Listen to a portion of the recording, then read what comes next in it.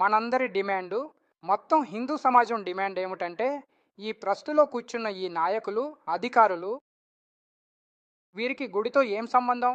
వీరు ఎందుకు కూర్చున్నారు? వీరు తమ బంటులను కూర్చోబెట్టారు. ఈరోజు మేము హనుమాన్ గడికి వెళ్ళాం. హనుమాన్ గడిని సాధు సంతులు నిర్వహిస్తాం. సాధు సంతులు నిర్మోహులుగా అంటారు.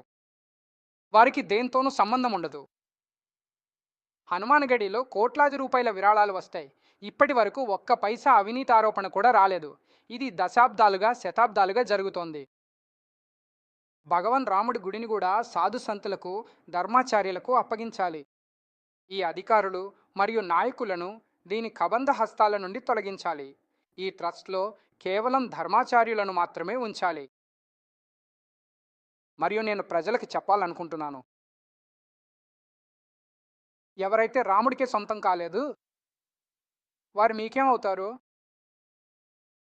భగవాన్ రాముణ్ణే దోచుకున్నవారు మీకేమవుతారు? కొంతమంది అంధభక్తులు వీరు చాలా నిజాయితీపరులని అనుకున్నారు. కొంతమంది అంధభక్తులకు వీరి నిజాయితీపై చాలా నమ్మకం ఉండేది.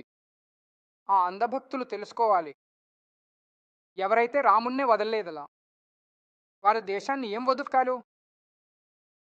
కాబట్టి నేను దేశం మొత్తానికి విజ్ఞప్తి చేస్తున్నాను, ఇది అందరికీ ఒక ధర్మయుద్ధం. అందరూ మేల్కోవాలి, అందరూ ఏకం కావాలి, మరియు అందరూ ఈ ధర్మయుద్ధం పోరాడాలి. ఈరోజు నేను భగవాన్ రాముడి గుడిలో ప్రమాణం చేసి వచ్చాను. ఈ రాక్షసులను ఉరితీసే వరకు నేను విశ్రమించను.